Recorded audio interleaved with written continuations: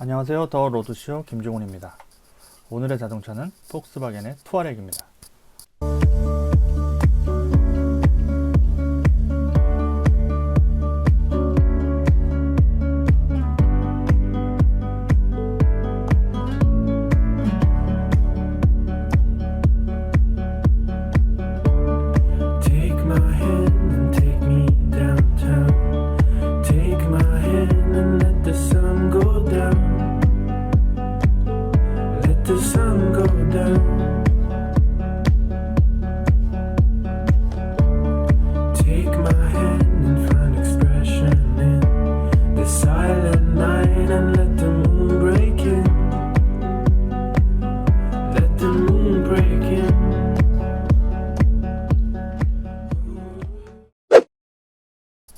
투아렉은 2002년 첫 선을 보인 폭스바겐 SUV의 기함이죠.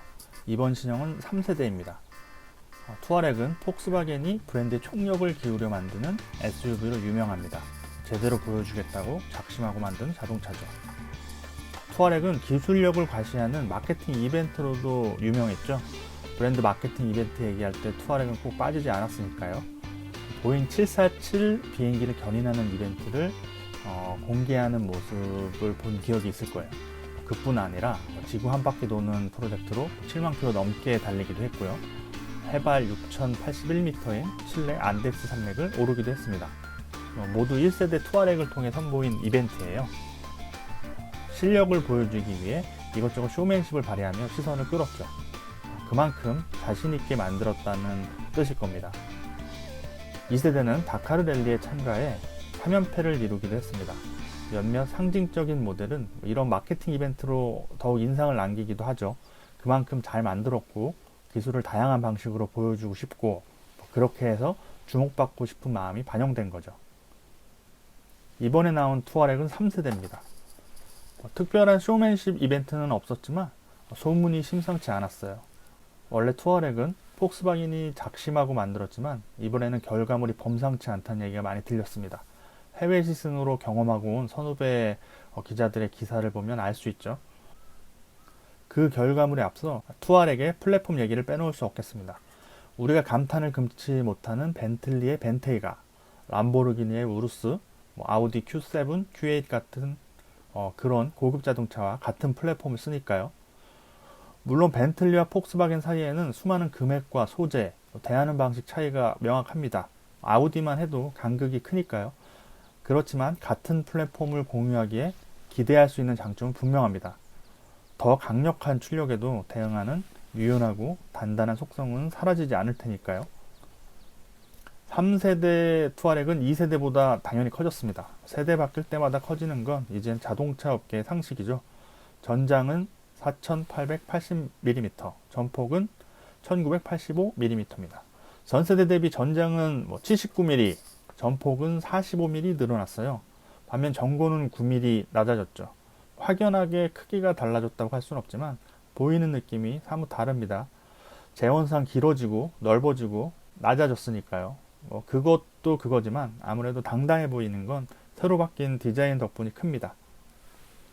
전면 디자인은 신형 티구안에서 본 그 모습이에요. 가로로 긴 줄을 여러 개 반듯하게 그었죠. 게다가 그릴과 램프를 하나의 마스크처럼 보이게 붙여서 앞모습이 당당해 보입니다. 하나의 그래픽이 전면을 잡아주면서 그것이 브랜드 정체성을 확립하는 거죠. 측면과 후면은 크게 기교를 부리지 않았어요. 굵고 반듯한 선이 도드라집니다. 이 선들은 면을 더욱 단단하게 하는 역할을 합니다.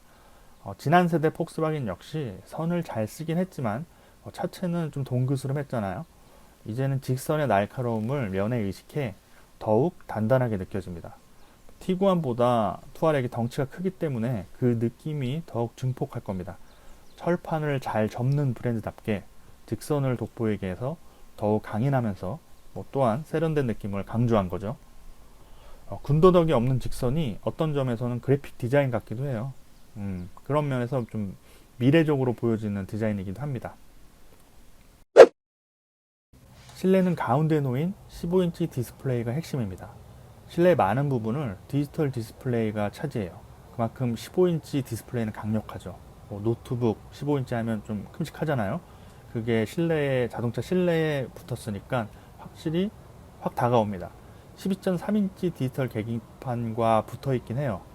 하지만 일체감은 조금 떨어집니다. 아무래도 크기가 다르니까 한 통으로 쭉 이어진다는 느낌보다는 약간의 크기 차이가 있죠.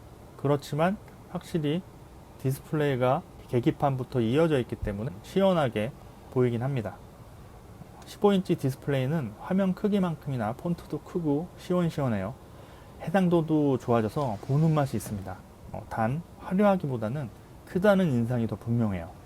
투아렉을 구매할 연령층을 생각해보면 잘 보인다고 좋아할 듯 합니다. 대신 디스플레이가 크니까 거의 모든 걸 디스플레이에서 해결해야 합니다. 익숙해지려면 시간이 좀 걸릴 거예요.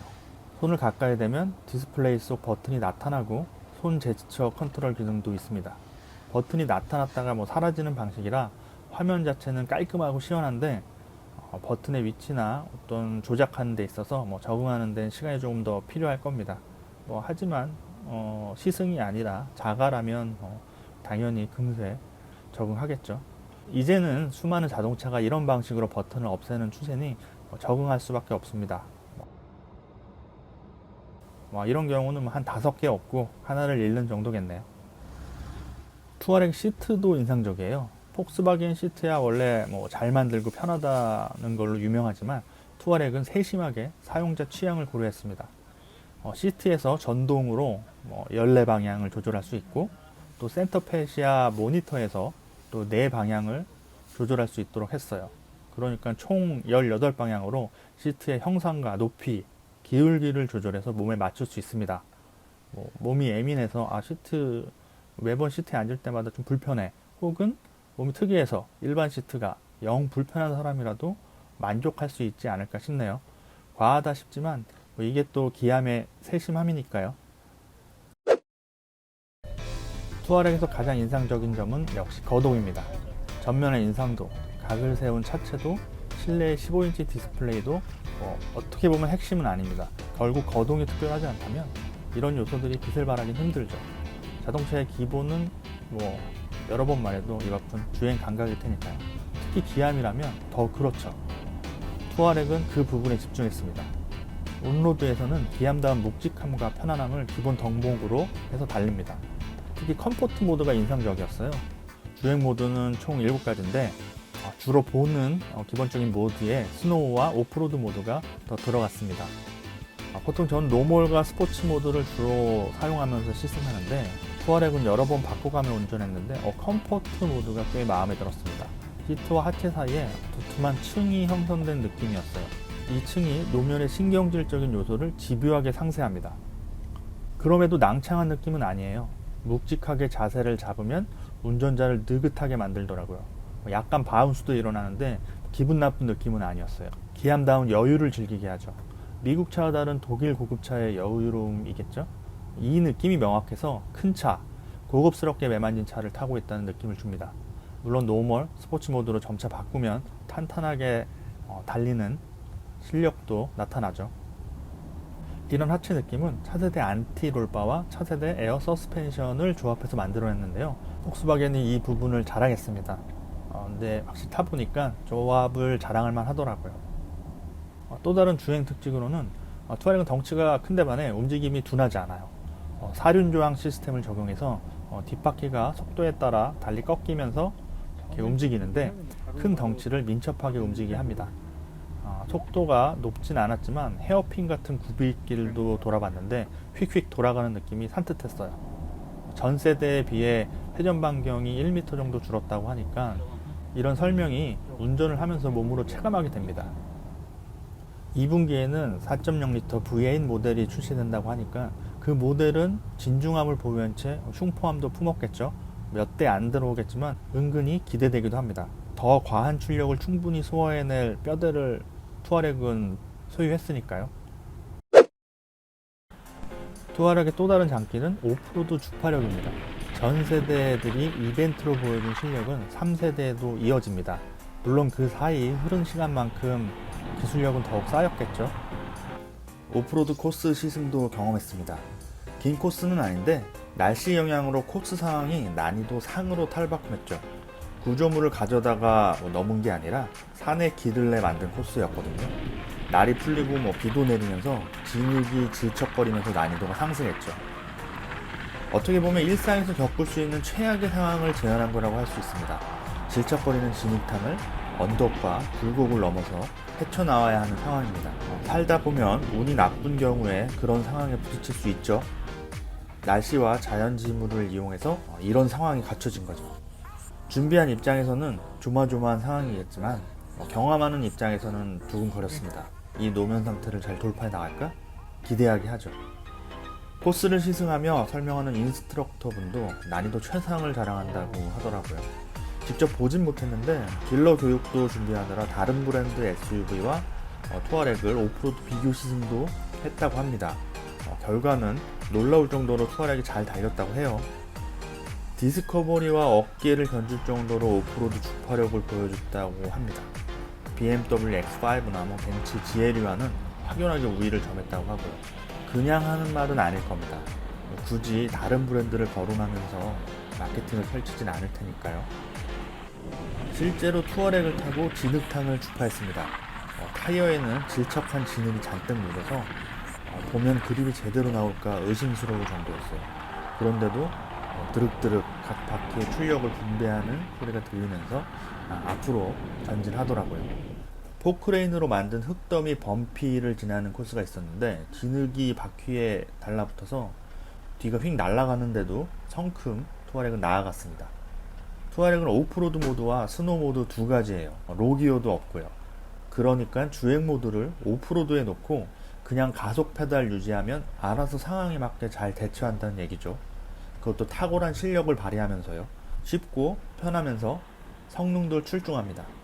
투어렉 오너가 이런 코스를 일부러 즐기진 않을 거예요. 성능을 떠나 투어렉은 도심형 SUV의 영역에 있으니까요. 하지만 결정적 상황에서 실력을 발휘하느냐 못하느냐는 중요한 지점이죠. 투어렉은 그때 실력을 발휘할 오프로드 성능을 획득했습니다. SUV 정체성을 소홀히 하지 않았다는 뜻이죠. 투어렉을 보면 온로드에서 기암다운 풍성한 주행 질감과 더불어 오프로드에서 출중한 실력까지 보여줬습니다. SUV에 기대하는 성능에 관해서 투어렉은 양보 없이 자기가 해내야 할 것을 해냅니다. 투어렉을 타보면 폭스바겐이 야심차게 만들었다는 건 확실히 느낄 수 있어요. 디자인을 새로 매만졌고 그 결과물은 폭스바겐이란 브랜드에 꽤 잘 어울립니다. 큼직한 디지털 디스플레이를 과감하게 채용해 첨단 분위기도 잘 끌어들였고요. 탄탄한 주행 기본기에 공들인 하체 질감은 많은 사람을 흡족하게 할 겁니다. 본격적인 오프로드 성능도 남부럽지 않게 탑재했죠. 투아렉을 보면 폭스바겐의 성격, 가치, 방향성 같은 게 보여요. 자동차와 장래에 관한 고집스러운 기본기죠. 미사여구 싹 걷어낸 후에 담백하고 효율적으로 그동안 쌓은 기술을 꾹 눌러 담았습니다. 멋부리기보단 치장하기보단 자동차를 더욱 단단하게 하는 것들로만 꾹 눌러 담았죠. 예전부터 투아렉을 선택하는 사람을 이렇게 말했습니다. 화려함보다는 공학적으로 좋은 자동차의 가치를 아는 사람이 선택하는 차라고 했죠. 3세대 신형 투아렉도 이런 평가는 그대로 이어질 것 같아요. 이 점이 투아렉의 명확한 장점이죠. 하지만 어쩔 수 없는 한계이기도 합니다. 투아렉은 만만한 가격대의 차가 아니죠. 이 가격을 생각하는 사람에게는 차는 꼭 기술로만 다가오진 않습니다. 고급차에서 고급이란 단어에 담긴 여러 가지 요소들 중에 기술은 물론 중요하지만 하나죠. 그런 점에서 그 외 나머지가 투아렉은 좀 심심한 구석이 있어요. 안팎 디자인이나 소재가 신금을 울릴 정도로 좋은 건 아니니까요. 폭스바겐 특유의 덤덤함이 많이 드러납니다. 물론 그걸 좋아하는 사람도 있을 거예요. 또 반대로 아쉬운 사람도 있겠죠. 그 사이에서 투어렉은 장점과 한계가 공존합니다. 지금까지 더 로드쇼 김정훈이었습니다. 구독, 좋아요 부탁드립니다.